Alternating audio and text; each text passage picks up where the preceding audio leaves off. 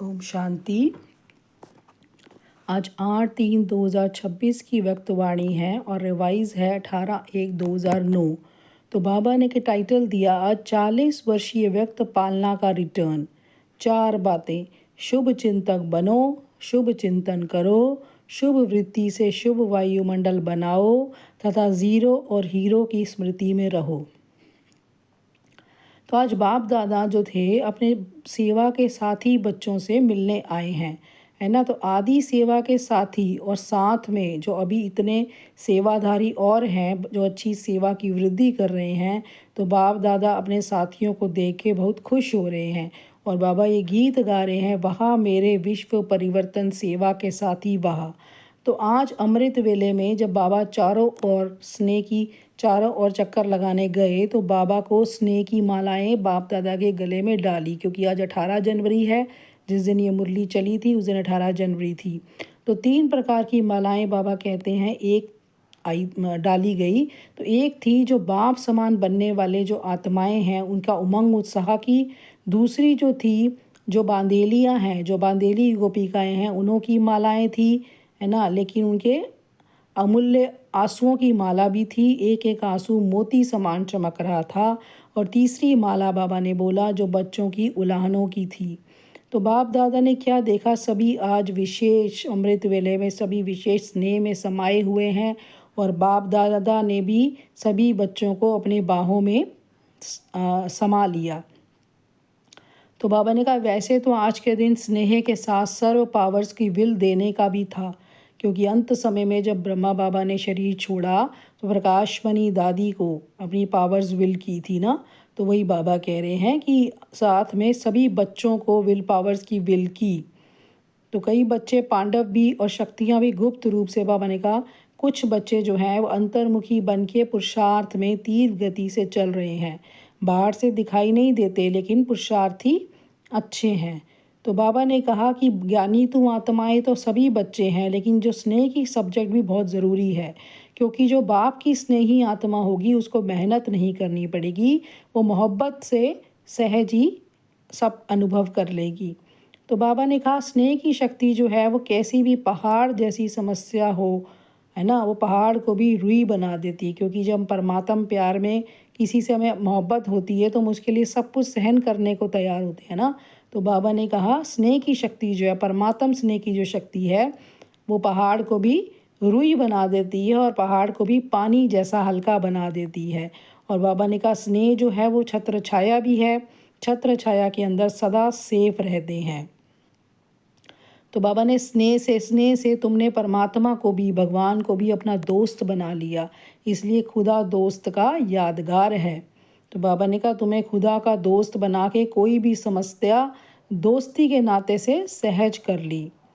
तो बाबा ने कहा बाप को अपना साथी बना देते हो, ज्ञान बीज भी है लेकिन प्रेम का पानी बीच में प्राप्ति के फल लगा देता है। तो जो बाबा ने कहा जो स्नेही बच्चे हैं वो बाप को याद करना मेहनत नहीं समझते हैं, लेकिन भूलना मुश्किल समझते हैं, है ना। तो बाबा ने कहा स्नेही जो है वो कभी भी स्नेह को भूल नहीं सकता। तो मेरा बाबा कहा और दिल के स्नेह से सर्व खजानों की चाबी मिल जाती है। तो बाबा ने कहा जो दोनों बाप दादा ऐसे स्नेही हैं जिनके आगे बाप दादा भी हजूर हाजिर हो जाते हैं। जो बच्चे इस तरह से भगवान को याद करते हैं, बाप दादा उनके सामने हाजिर हो जाते हैं। तो बाबा ने कहा याद तो सब करते हैं लेकिन थोड़ी थोड़ी मेहनत भी करते हैं, लेकिन कोई बच्चे सदा स्नेह के सागर में लवलीन रहते हैं। तो इसी वजह से लोग कहते हैं ना दुनिया में कि परमात्मा में आत्मा परमात्मा में लीन हो जाती है। तो बाबा ने कहा आत्मा परमात्मा के प्यार में लवलीन हो जाती है, लीन नहीं होती है। तो आज बाबा ने कहा कि मोहब्बत में लवलीन है, आज का जो दिन है वो मोहब्बत में लवलीन होने का दिन है और मेहनत समाप्त हो और मोहब्बत में रूप बदल जाता है। मेहनत समाप्त हो जाती है और मोहब्बत की रूप में बदल जाती है। तो बाप दादा ने कहा कि पिछली बार जो होमवर्क दिया था वो सब ने रिवाइज़ किया है, होमवर्क मेजॉरिटी सब ने किया है। तो बाप समान जो बनने का लक्ष्य है वो बार बार रिवाइज़ भी किया है और रियलाइज़ भी किया है। तो बाबा ने कहा 75% बच्चों की रिज़ल्ट अच्छी रही और यह बाप समान बनना ही है ना।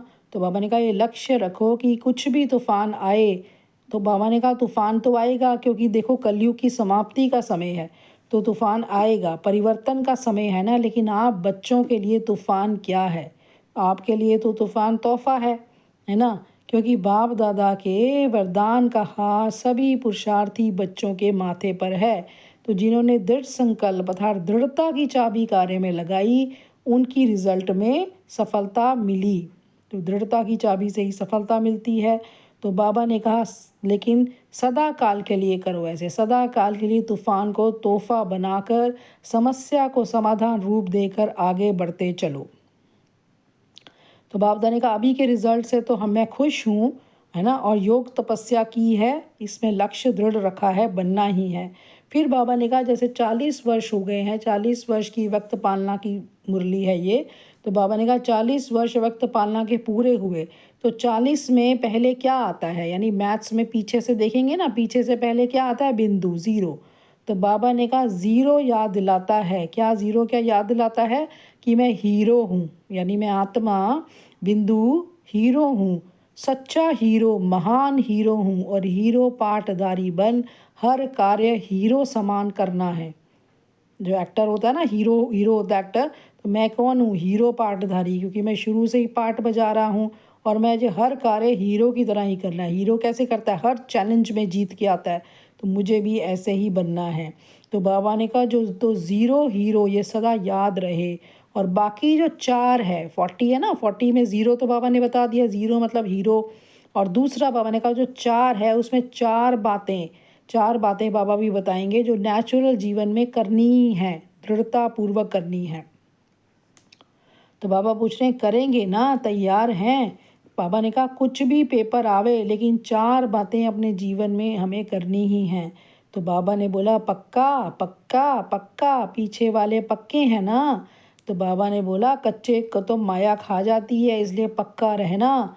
तो क्योंकि दृढ़ता रखेंगे तो पक्के रहेंगे, अगर हम दृढ़ता नहीं रखेंगे तो माया तो आ ही जाएगी ना हमें, हमारे पास। इसलिए बाबा ने कहा कच्चों को तो माया खा जाती है। तो बाबा ने कहा एक बात, पहली बात बाबा ने बोली सदा शुभ चिंतक, सदा शुभ सोचने वाला। बाबा ने कहा कोई की कमज़ोरी देख व सुन, रहम दिल बन, शुभ चिंतक बन, उनको सहयोग देना ही है। किसी की भी कमज़ोरी आपको दिख रही है, किसी की भी कमज़ोरी आप सुन रहे हो, लेकिन आपको क्या करना है? आपको रहम करना है उस पर कि वो माया के वशीभूत है। रहम करके शुभ चिंतक बन, उसके लिए शुभ सोचना है, इसका भी कल्याण होगा, ये भी बहुत आगे जाएगा, ये भी मेरे से आगे जाएगा, है ना, ये भी बाबा का बहुत ही प्यारा बच्चा है, बहुत श्रेष्ठ आत्मा है। तो उसको शुभ चिंतक बन, उनको सहयोग देना है, उनकी हेल्प करनी है, कमज़ोरी को नहीं देखना लेकिन सहयोग देना ही है। इसको कहते हैं शुभ चिंतक। उसकी हेल्प आप कर सकते हो जितनी करो, उसकी कमज़ोरी को देख के उसके ऊपर आपको संकल्प नहीं चलाने हैं, आपको शुभ ही सोचना है उसके बारे में। पक्का रहेंगे ना, सहारे दाता रहम दिल बन सहयोग दो, उसका सहारा बनो, उसके लिए रहम करो, उससे किनारा या घृणा नहीं करना, उसको क्षमा करना है। परवश के ऊपर कभी घृणा नहीं की जाती है ना, वो तो परवश है, माया के वश है, तो उसके ऊपर आप घृणा करोगे तो आपका ही पाप बनेगा ना। तो बाबा कह रहे हैं सहारा दिया जाता है, तो शुभ चिंतक, और दूसरा है शुभ चिंतन। तो दूसरा पॉइंट क्या है? शुभ चिंतन। तो बाबा ने कहा आजकल मेजॉरिटी बच्चों में कभी कभी व्यर्थ संकल्प बहुत आते हैं। तो बाबा ने कहा इससे क्या होता है? अगर व्यर्थ संकल्प आते हैं तो अपनी जमा हुई शक्तियाँ व्यर्थ जाती हैं। इसलिए बाबा ने कहा शुभ चिंतन के लिए, अब शुभ चिंतन करना है ना, व्यर्थ नहीं करना, शुभ चिंतन करना है, उसके लिए पॉजिटिव सोचना है, श्रेष्ठ संकल्प करने हैं। उसके लिए बाबा ने कहा स्वमान का कोई ना कोई अपना टाइटल मन को होमवर्क दे दो, कोई ना कोई स्वमान लो, बाबा ने इतने होम स्वमान दिए हैं, उसको अपने मन को होमवर्क दे दो, मन को टाइम टेबल बनाओ, मन का टाइम टेबल बनाओ। बाबा ने कहा जैसे कर्म का टाइम टेबल बनाते हो ना, इस वक्त खाना बनाना है, इस वक्त कपड़े धोने हैं, इस वक्त सफाई करनी है, ऐसे ही बाबा ने कहा मन का भी टाइम टेबल बनाओ, इस वक्त ये स्वमान करना है, इस वक्त ये स्वमान लेना है ना। तो बाबा ने कहा अमृत वेला मिलन मनाने के बाद, जब अमृत वेला बाबा से मिलन मनाते हैं, उसके बाद मन को कोई ना कोई स्वमान दे दो, क्योंकि उसको कुछ काम दोगे तो काम में बिजी रहेगा, नहीं तो वो क्या करेगा? इधर उधर देखेगा, कुछ व्यर्थ देखेगा, व्यर्थ सोचेगा।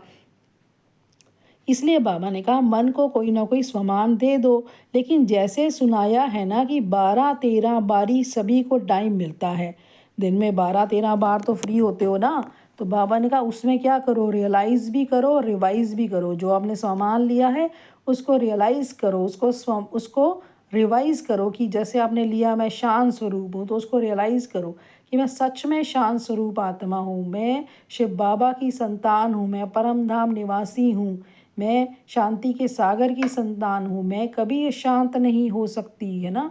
तो इसको बाबा रियलाइज़ करो और रिवाइज़ करो। तो बाबा ने कहा तो मन बिजी रहेगा तो व्यर्थ संकल्प नहीं आएंगे, में समय वेस्ट नहीं जाएगा, मेहनत नहीं करनी पड़ेगी। हर समय संगम युग जो मौजों का युग है उसी मौज में रहेंगे। और दूसरा सुनाया शुभ चिंतन, तो चेक करो और चेंज करो। तीसरा है शुभ वृत्ति। वृत्ति मीन्स कॉन्शियसनेस। जो हम बार बार सोचने लगते हैं ना, तो उससे हमारी जो एक पक्की सोच बन जाती है, उसको शुभ वृत्ति वृत्ति कहते हैं उसको। तो बाबा ने कहा अशुभ वृत्ति वायुमंडल में भी अशुद्ध बनाती है। जो इम्प्योर होगी, इम्प्योर सोचेंगे तो इम्प्योर ही फैलेगा, इसलिए शुभ वृत्ति। और चौथा है हर एक को ये जिम्मेवारी लेनी है। क्या जिम्मेवारी लेनी है? कि मुझे, मेरा काम है खास, मेरा काम तो खास है और मुझे वो करना है, दूसरे को नहीं देखना है। मेरा काम है शुभ वायुमंडल बनाना, तो मुझे वातावरण को शुभ बनाना है अपनी शुभ सोच से। जैसे कभी भी वायुमंडल में बदबू होती है तो क्या करते हो? खुशबू फैलाते हो ना। बदबू सहन नहीं होती, कोई ना कोई खुशबू का साधन अपनाते हो। ऐसे साधारण वायुमंडल व अशुभ वायुमंडल बदलना ही है। साधारण भी ना हो और अशुभ भी ना हो, उसको पावरफुल वायुमंडल होना चाहिए ना। चाहे छोटा है चाहे नया है, लेकिन बाबा ने कहा ये सबकी जिम्मेवारी है, सबको वायुमंडल शुभ बनाना है और दृढ़ संकल्प करो। तो बाबा ने कहा यही प्रतिज्ञा जो है प्रत्यक्षता करेगी। प्रतिज्ञा करते हो, बाप दादा खुश होता है, लेकिन बाबा ने कहा प्रतिज्ञा में कभी कभी दृढ़ता नहीं होती, इसलिए सफलता नहीं मिलती, है ना। तो बाबा ने कहा सारे विश्व का, प्रकृति का, आत्माओं में ब्राह्मण आत्माएं भी आ जाती हैं, हर एक अपने सेवा स्थान का ऐसा वायुमंडल दृढ़ता से बनाओ कि कुछ त्याग करना पड़े तो कर लो, ये त्याग करे तो मैं करूँ नहीं। क्योंकि जब हम तेरा मेरा करते हैं ना, ये करे तो मैं करूँ, उसमें क्या होता है? वायुमंडल खराब होता है, क्योंकि हमारी नेगेटिविटी फैलती है। तो बाबा ने कहा तुम सदा शुभ ही सोचो, कहीं भी झगड़ा हो तो तुम हार जाओ, क्योंकि उससे वायुमंडल शुद्ध बनेगा। तो मुझे तो करना ही है, विश्व परिवर्तक हूँ, ये स्वमान लो। ये स्वमान है ना, विश्व परिवर्तक हूँ। सभी विश्व परिवर्तक हो ना, हाथ उठाओ। अच्छा विश्व परिवर्तक, बहुत अच्छा। तो पहले बाप दादा ये देखना चाहते हैं कि अ, देखना चाहते हैं, है भी होगा भी, लेकिन इस वर्ष में बाप दादा हर वायुमंडल में चक्कर लगाएं तो उनका वायुमंडल कैसा है बाबा चेक करेगा। स्नेह और शक्ति का है, ऐसे गांव गांव का सेंटर, बड़ा सेंटर, सभी का वायुमंडल चैतन्य मंदिर हो, मंदिर जैसा सबका वायुमंडल हो, बाबा देखेगा वहाँ पे स्नेह है, शक्ति है। नेगेटिव को पॉजिटिव बनाना, इसमें पहले मैं करो, पहले आप नहीं करना, पहले मैं। क्योंकि बाप दादा और एडवांस पार्टी और आजकल तो प्रकृति भी इंतज़ार कर रही है ना कि जल्दी जल्दी समेटो, विनाश करो, ताकि हमें छुट्टी दो। तो बाबा ने कहा तुम तो इंतज़ाम करने वाले हो ना, इंतज़ार करने वाले नहीं हो, इंतज़ाम करो। तो बाबा ने कहा आजकल चारों तरफ बहुत भय फैला हुआ है, सबके दिल में एक ही संकल्प है कि क्या होगा आगे, कल क्या होगा, है ना। अभी देखो कैसे वॉर हो रहा है, तो सबके मन में चिंता है ना आगे क्या होगा। तो बाबा ने कहा तो परिवर्तन करने में पहले मैं निमित्त बनूं। तो बाबा ने कहा ये संकल्प कौन करता है, इसमें हाथ उठाओ। करना पड़ेगा, करना पड़ेगा, बदलना पड़ेगा, रक्षक बनना पड़ेगा, सबका रक्षक बनना पड़ेगा, कुछ छोड़ना पड़ेगा और प्यार लेना पड़ेगा। मन का हाथ उठाओ, बाबा ने बोला मन का हाथ उठाओ, सिर्फ तन का नहीं। क्योंकि मन बदला तो विश्व बदला, मन बदल जाएगा तो विश्व भी बदल जाएगा। तो इस वर्ष में क्या स्लोगन लेंगे? क्या स्लोगन लेंगे? No problem. बाबा ने कहा इस वर्ष का स्लोगन है नो प्रॉब्लम। विजय का झंडा दिल में लहराएगा और सभी खुशी की डांस सदा मन में करेंगे। मन की डांस है खुशी, है ना। तो हर समय खुशी में डांस करेंगे, विजय का झंडा लहराएंगे। और दाता के बच्चे हो तो जो भी आवे ना, तो बाबा ने कहा तुम तो दाता के बच्चे हो, तुम्हारे संपर्क में कोई भी आए ना, तो हर एक को कोई ना कोई गुण की गिफ्ट दो। 1 सेकंड में ये दृढ़ संकल्प दाता का संकल्प लिफ्ट बन जाएगा और सेकंड में परम धाम, सूक्ष्म वतन, स्थूल मधुबन, साकार वतन, जहाँ चाहेंगे वह बिना मेहनत के सेकंड में पहुँच जाएंगे। तो बाबा ने कहा कोई भी सामने आए उसको खाली हाथ नहीं भेजना, कोई ना कोई गुण की, चेहरे से, चलन से, मुख से गुण की सौगात के बिना नहीं मिलना। या तो आप कोई ना कोई उनको गुणदान करो, या अपने चेहरे से, मुस्कुराते हुए चेहरे से उनको खुश करो, या अपने व्यवहार से उनको खुश करो, या मुख से वाणी अच्छी बोलो। तो बाबा ने कहा कुछ ना कुछ सौगात आपको देनी है, क्योंकि आप दाता के बच्चे हो। तो बाबा ने बोला इस वर्ष जो है ना, हर मास अपना रिजल्ट अपने पास रखना, और यज्ञ की जो टीचर है ना उसके द्वारा ओके का कार्ड भेजना। बाबा ने कहा लंबा पत्र नहीं भेजना, सिर्फ ओके का कार्ड, जितना वरदान मिलता है ना उतना जितना कार्ड लेना और तब भेजना। और गुणों की सौगात, शक्तियों की सौगात कितनी है ना। तो बाबा ने कहा लिस्ट गिनती करो तो कितनी बड़ी लिस्ट है, और जितना देंगे ना, आप देखो बाबा कह रहे कितनी गुणों की सौगात है, कितनी शक्तियां हैं। तो बाबा ने कहा जितना आप दोगे ना दूसरों को, उतना ये कम नहीं होंगी, ये तो बढ़ती जाएंगी, क्योंकि तो विनाशी खजाना है, तो देने से बढ़ता है। तो बाबा ने कहा जैसे छू मंत्र होता है ना, शिव का मंत्र है, ये शिव का मंत्र है कि कभी भी कोई आपसे आपके संपर्क में आए तो उसको गुण दो, तो क्या होगा, आपके गुण कम नहीं होंगे, बढ़ते ही जाएंगे, बढ़ते ही जाएंगे। दे दान तो छूटे ग्रहण। फिर बाबा ने कहा कि तो आपको जो होमवर्क मिला है, सदा 4 बातें सुनाई हैं। बाबा ने कहा भी 4 बातें सुनाई हैं, और 5वां ज़ीरो और हीरो सुनाया। तो इन सब बातों पे बाबा ने कहा मनन करो और मगन अवस्था में रहो, है ना, क्योंकि देवता बनना तो आपका जन्म सिद्ध अधिकार है। बाबा ने कहा इसको बुद्धि की स्मृति में रखो, सदा दृढ़ता के संकल्प की चाबी को मन में, बुद्धि में, स्मृति में रखो, क्योंकि ये चाबी के पीछे माया बहुत चक्कर लगाती है कि इसकी दृढ़ता छीन लूँ मैं, इसकी दृढ़ता छीन लूँ और ये फिर आलस में आ जाए। तो बाबा ने कहा मन और बुद्धि से सदा समर्थ रहने वाले चारों ओर के बच्चों को बाप दादा का याद, प्यार और नमस्ते। फिर बाबा ने यूथ ग्रुप से मिले तो बाबा ने कहा कि ब्राह्मणों की जो मर्यादाएं हैं वो आप चलते हो उस पे, एक एक मर्यादा को पूर्ण रीति से, मनसा से, वाचा से, कर्मणा से और संबंध संपर्क से चारों ही रूप में पालन करते हो। तो बाबा ने कहा ऐसे ग्रुप को तैयार करो, ऐसे यूथ को तैयार करो जो कोई भी मर्यादा को भंग ना करे, है ना। और फिर गवर्नमेंट भी पक्का करेगी कि ये सच में मर्यादा पुरुषोत्तम है ना। तो बाबा ने कहा कि होमवर्क तो मिल गया है ना आपको, जो 4 होमवर्क मिले हैं। तो बाबा ने कहा यही आपको करना है, अब ब्राह्मण आत्माओं को कमाल करके दिखाना है। व्यर्थ संकल्पों की धमाल नहीं करनी है, लेकिन जो जो काम दिया है, जो होमवर्क दिया है उससे कमाल करनी है। और बाबा ने कहा शुद्ध संकल्प इतना जमा करो जो व्यर्थ को आने का समय ही नहीं मिले। तो खजाना तो है ना, बाबा कहते कितना मुरली का खजाना है, तो शुद्ध संकल्पों का इतना खजाना इकट्ठा हो, है ना। तो बाबा ने कहा सब शक्तियाँ और पांडव सब एग्जाम्पल बने। फिर बाबा ने वरदान में कहा कि सूक्ष्म संकल्पों के बंधन से भी मुक्त बन ऊंची स्टेज का अनुभव करने वाले निर्बंधन भव। तो बाबा ने कहा जो बच्चे जितना निर्बंधन है उतना ऊंची स्टेज पर स्थित रह सकते हैं ना, क्योंकि जब हमें ऊंचा जाना होता है, सपोज हमें परम धाम जाना है, तो हम अगर नीचे की दुनिया के बंधन में फंसे हुए हैं तो ऊपर नहीं उड़ पाएंगे। ऊपर उड़ने के लिए आत्मा को हल्का होना पड़ेगा, और हल्का आत्मा कैसे होगी, जब उसके सारे बंधन कट जाएंगे, है ना। तो बाबा ने कहा जितना निर्बंधन उतनी ऊंची स्टेज। और बाबा ने कहा इसके लिए क्या चेकिंग करनी है कि मनसा, वाचा और कर्मणा कोई भी सूक्ष्म धागा तो नहीं जुटा हुआ इस दुनिया से। मनसा में भी इस दुनिया के प्रति, है ना, इस देह के प्रति, वाचा कर्मणा सब इस देह के प्रति कोई भी धागा तो नहीं जुटा हुआ।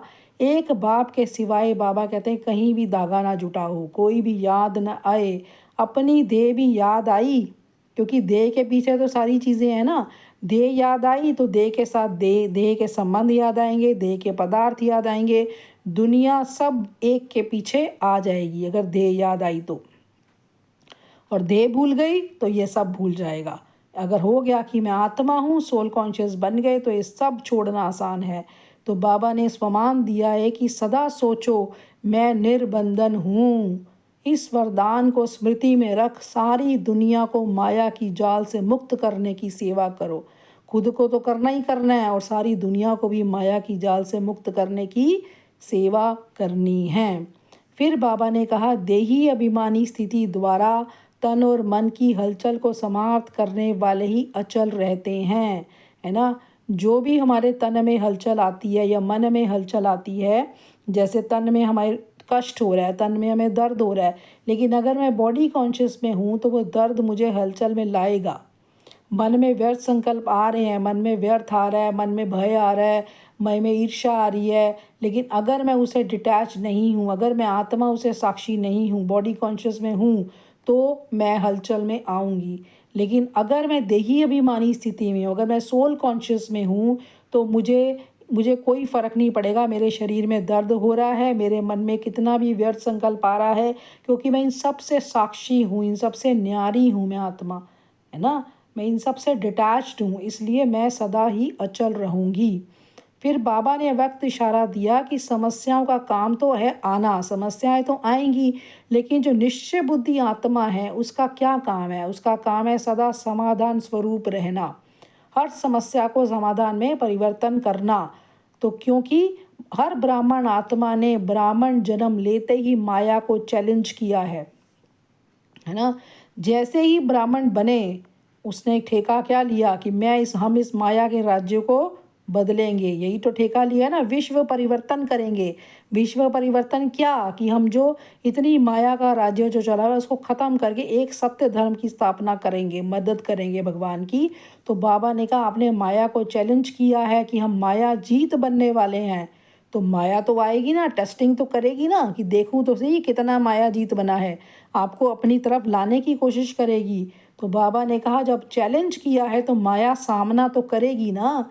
आप किसी महारथी को, कोई बॉक्सिंग में बहुत होशियार हो, उसको जाके चैलेंज करो, आ भाई मेरे से लड़, तो वो तो इतना हिम्मतवान है, वो चुपचाप थोड़ी बैठेगा, वो तो आएगा, लेकर मेरे से लड़ाई, है ना। तो ऐसे ही माया भी सामना करती है, लेकिन बाबा ने कहा, आप कौन हो? आप तो निश्चय बुद्धि विजयी रतन हो ना। तो आप नथिंग न्यू समझकर पार कर लो। क्या समझो? एक तो आप क्या सोचो, मैं आत्मा हूँ और मैं आत्मा विजयी हूँ, सदा ही विजयी हूँ, माया पे मेरी विजय हुई पड़ी है। और नथिंग न्यू समझो कि ये ड्रामा का सीन चल रहा है, ये सारी जो ड्रामा की सीन है स्क्रिप्टेड है, ये पहले से ही लिखी हुई है, पहले से ही शूटेड है।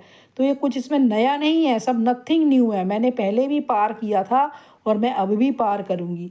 तो बाबा ने कहा, इसको ये समझो कुछ नया नहीं है, सब ये सब पुराना ही है, सब हुआ हुआ है पहले ही, और मैं सदा विजयी हूँ। हर बारी मैं ही विजय बनी थी, अभी भी मैं ही विजय बनूंगी। तो इससे क्या करेंगे, आप बेफिक्र बादशाह रहेंगे और आप माया पर विजय प्राप्त कर लेंगे। तो ये थे आप बाबा के आज अव्यक्त वाणी के मुख्य बिंदु। और ये बाबा ने जो भी आज होमवर्क दिया है वो हमें जी जान से करना है और अपनी स्थिति को बहुत ऊंचा लेके जाना है। ओम शांति।